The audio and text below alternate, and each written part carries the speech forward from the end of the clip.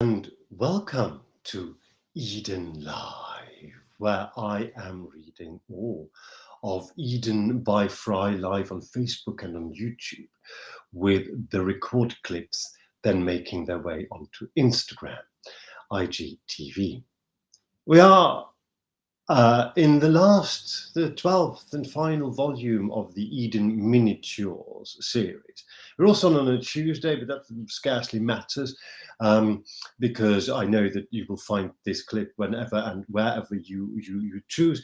And so that's kind of by the by. But what is significant to some extent is that we are in volume 12 of 12, the last one being called Euphoria.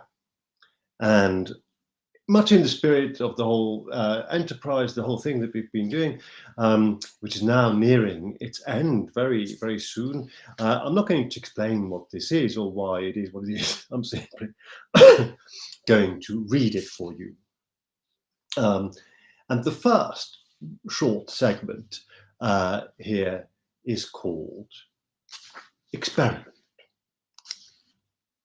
Experiment.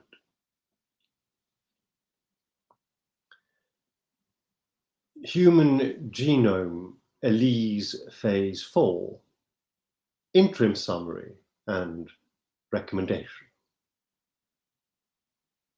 The Earth Life Intelligence Study enterprise continues, with the human genome now entering its fourth significant phase, which it variously labels the digital age, the information age, also just digitality, or any number of variants on these, highlighting correctly that it has reached the level at which, in similar studies elsewhere, life forms have unlocked their next evolutionary plateau by enabling hybrids, augmented organisms, and, most importantly, intelligence iterations that are independent of their conduit, consequently relieving them of their evolutionary burden over time.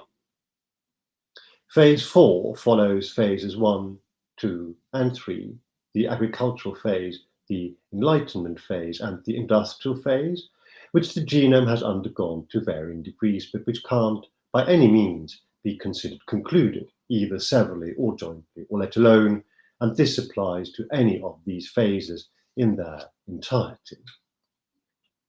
Different populations in different geographical areas have attained these at different times in different ways, and across societies many groups are still working their way through what might be considered the basics. Phase 4 is thus being entered into on a global scale, but with vastly divergent degrees of deliberate adoption and by an as yet comparatively small proportion of the human Earth population overall. The summary findings so far. The human genome now has approximately 7 to 8 billion live iterations, and, as is to be expected, these vary widely in shape, size, outlook, mental and emotional capacity, and, most striking, cultural context. Apart from their as yet unresolved mortality issue, nothing therefore applies to everyone, but much applies to most, and more applies to more of them than many of them think possible, which in itself is noteworthy, as it is in no small measure symptomatic of their far-reaching reality dysfunction. In their majority now, individuals seem to consider themselves essentially unique, and their own tribes or other social groupings as invariably superior, or at the very least preferable to others. In actual fact, they are remarkably similar, with pretty much identical basic needs and a commonality factor across the species as high as 99.8 to 99.9%. Speaking of reality, the concept still plays a big part for most humans, albeit also a confusing one. By and large, humans accept as reality what is given, and over time they find it increasingly difficult to detach themselves from whatever that happens to be. For obvious reasons, realities that are experienced in the formative years, which for Earth humans tend to be the first dozen to dozen and a half, have a particularly strong hold on humans, and many, quite endearingly, consider whatever they happen to grow up with to be normal. This phenomenon notwithstanding, humans are remarkably adaptable, which in large parts accounts for their considerable proliferation. At first glance and in the short term, they often appear reluctant to embrace the other, the new, or the different. They are absolutely capable of turning a reality set aside, of capable of turning a reality set inside out within one generation, and behavior that one series of fully functioning adults would find completely normal, being whipped to within drawing blood as a child, for example, owning slaves, males marrying several females but stoning to death, males who maintain sexual relations with other males, to the next series becomes utterly deplorable, even criminal. While behaviours previously seen as either criminal or at the very least decidedly odd, such as members of the same natural gender cohabiting, getting married and raising offspring, or people eschewing the produce derived from certain other Earth species, for example, fellow mammals, may, within a generation or two, become entirely acceptable, even celebrated. Similarly responsible for their survival thus far is their resilience. Typically, humans can cope with their privation, hardship, and quite unimaginable suffering as long as they consider it unavoidable or deem it imposed on them by a greater and unimpeachable authority, such as a god. They will accept any random calamity or social injustice and virtually any level of pain as long as they can conceptualize it as God-given or fate, but they will not put up forever with man-made perpetrations of injury.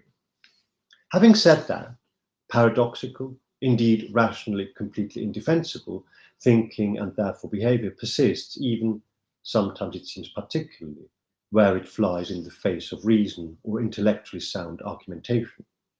Humans can, in the same breath, elevate reason and rational thinking to a paragon, yet remain stubbornly blind to any adjustments to their reality that this by necessity and consequence entails.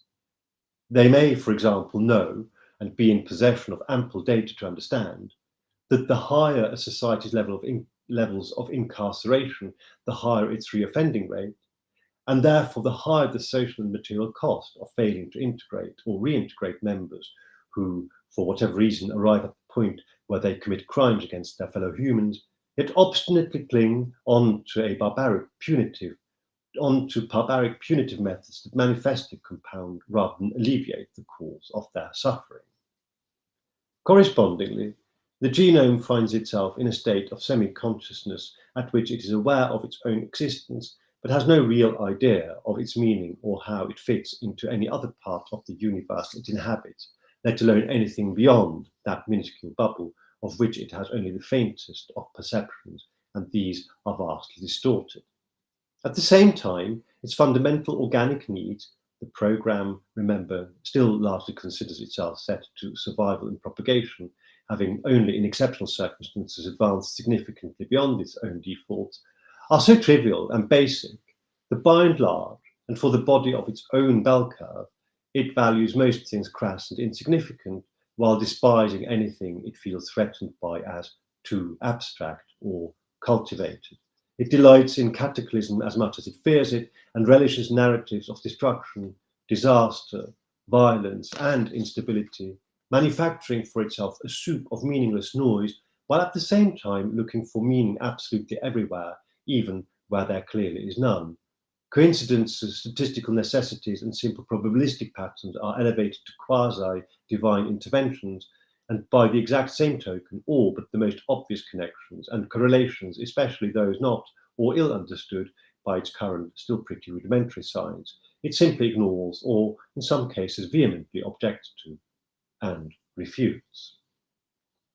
Even so, having latched on to information as a thing distinct from energy, and having started to play with quantum phenomena to the point of being able to utilize them, there is hope that the species and therefore the genome will come to recognize the connection and begin to view itself in a much larger, much more integrated, and also at once much more meaningful and perhaps less insignificant context than it has hitherto been able to do. The interim recommendation, therefore, the human genome has, in spite of its many obvious and also many more subtle failings, been spectacularly successful, and although it currently faces some formidable challenges, these are entirely congruent with its level of generative evolution. This type of evolution against its own time frame is characteristically slow and often marked by greatly frustrating setbacks, which some iterants, especially those who find themselves ahead of the curve or on the crest of the wave, may experience as near catastrophic regressions.